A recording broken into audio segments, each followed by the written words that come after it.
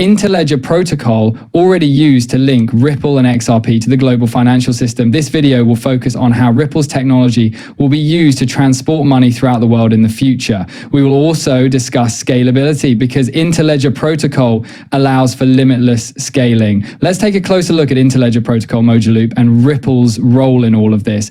I wanted to quickly talk about Mojo Loop, open source software for developing compatible payment systems that link consumers and digital finance providers. As you can see, Ripple, the first business mentioned, collaborated with Mojo Loop to design it. It goes without saying that this is the technology in question. Furthermore, interoperability and inclusion in international financial markets are being promoted by the open source interledger protocol, which was developed at Ripple. The Bill and Melinda Gates Foundation announced in October 2017 that it was expanding its Level 1 initiative, partnering with Ripple and all of the mentioned companies. Mojo Loop connects all economic players, consumers, retailers, banks, and government organizations by utilizing the interledger protocol. This allows the world's impoverished to send and receive money and save it in mobile wallet. We are aware that that is the direction we will be taking in the future. I think carrying around so many wallets and credit cards will eventually become obsolete since everything will be digitized. With a single button click on your phone, you can probably already access your credit card and make purchases. With the advent of digital financial assets, that will become the new standard. I also wanted to explore what confusion resulted from learning more about the interledger protocol and Mojo Loop, and I managed to locate this. Because of Ripple's interledger protocol, joint development initiatives, and continuing collaborations within the Mojo Loop Foundation, Mojo Loop and Ripple have a tight relationship. The primary links here are listed below. Therefore, Mojo Loop is an open source software platform designed to help the unbanked get access to financial services. It makes use of the interoperability layer and interledger protocol of Ripple. Different payment networks, including banks, mobile money wallets, and merchants, may link and conduct transactions with ease thanks to interledger protocol. In order to address the issue of interoperability in digital payments, Mojo Loop specifically selected interledger protocol, which enables participants to interact as freely as they would with cash, irrespective of the underlying payment system. Additionally, we have already discussed the development we made. That was in the year 2017. You must keep in mind that we did not have tens of thousands of utility tokens in 2017, only a few were present. The ICO mania was just getting started at this time. Naturally, Ripple was the greatest technology available at the time. Ethereum was very costly to use at the time based on its proof of work. Ripple simply made sense. Therefore, I want you to broaden your perspective on this and consider not only Mojo Loop and the linkages here, but also other businesses that are utilizing interledger protocol and growing their use of Ripple's technology over the past 10 years. As something becomes more prominent, you should expect to see an increasing number of announcements. Ripple, the Gates Foundation, and Coil, a business started by the former CTO of Ripple, have joined together to deploy interledger protocol and look at how Mojo Loop can help payment methods that favor the poor, especially in developing nations. Okay, you can become an expert in cryptocurrency in less than an hour with my free course, by the way. I'll send you a link to this free course if you leave a comment below, Crypto Sensei. Here is some more information that I did wish to share you. In essence, Swift is stating that the ISO 2022 site indicates that a request to activate Ripple's interledger protocol on the Swift network has been granted. Therefore, theoretically, we are already using the interledger protocol to connect to the Swift infrastructure.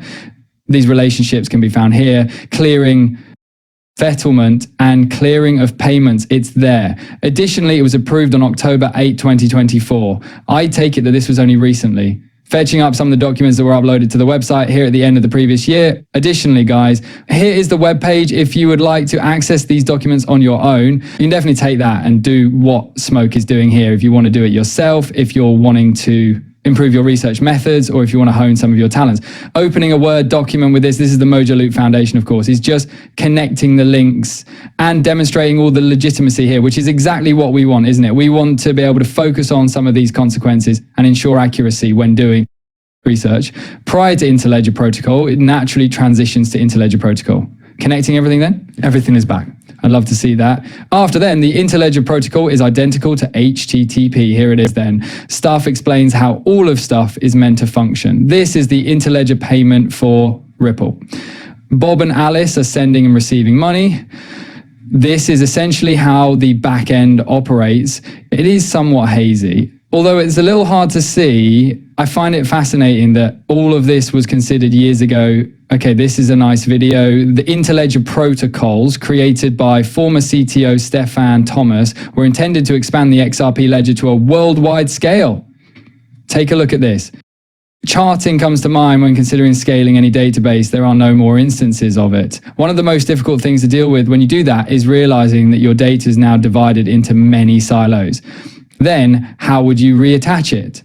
It doesn't end there though, because we were also considering ways to integrate with banks and their ledgers at the time, don't you think? Furthermore, how can we interface with all of these outdated systems? We then made a concerted effort to consider interoperability from a comprehensive perspective. Great. How can we resolve interoperability for this particular neighborhood, but you mean for the entire world? After that, we followed the route to Intel Edger. However, that project is definitely longer. That's a longer vision, a grander dream. And when we first started working on Intel Edger, it took some time to truly understand, okay, after that, I have some information here as well. The XRP ledger promises to be the foundation by offering interoperability, smooth circulation, and payment automation, or straight-through processing, or the valuable internet. How often do government documents mention the internet of value? Diderot Darke is this. Marcus Traitor is also present here. That traitor, Marcus. Yes, I did say that.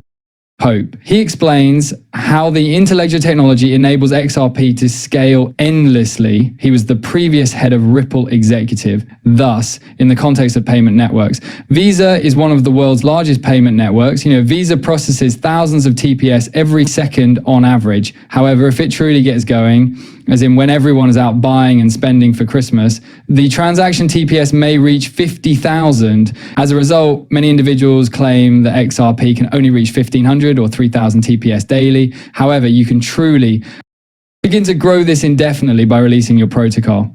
I'll show you. Our technology has been set up to effectively address the issue of potential payment secrecy incredibly well. Therefore, we have developed an open internet model to address the cost of ordered payment difficulty. The concept is known as interledger. Therefore, our Ripple technology is supported internationally by interledger. Much like the internet, and that model does not require a single universal blockchain. It calls for an extremely open, and since the internet is, by its very nature, decentralized, the volume is theoretically endless and never runs out of components. Therefore, Ripple is the same through a decentralized paradigm. It is infinitely scalable, which supports our liquidity proposition that uses XRP, a classic blockchain. However, XRP was created from the beginning for transactions. It's all nightlights of Bitcoin, which is very slow and slows down as you continue to build on volume. The XRP model is very, very, very high speed and very high capacity. The good news is that the XRP model serves the wider network we're creating, where if you're really going to create something of value for 7 billion people in the world, by 2050, that number will rise to 9 billion. Correct. The interledger protocol of Ripple is highlighted in a Federal Reserve publication. Returning to the year 2016, isn't it? Or 216.95, which is most likely document 95, discusses distributed ledger technology as well as the clearing and settlement of payments. Research, statistics, and monetary affairs are the divisions of the finance and economics discussion series. This is unquestionably an official document from the Federal Reserve Board in Washington, D.C. According to this publication, the interledger protocol is another noteworthy industry breakthrough that enables transactions to move between various ledgers and establishes connections between two or more digital ledgers. The protocol's effect specifies a series of steps for cryptographically and payment path proposal, transferring money between a number of interoperable ledgers and then carrying out the escrow transactions. After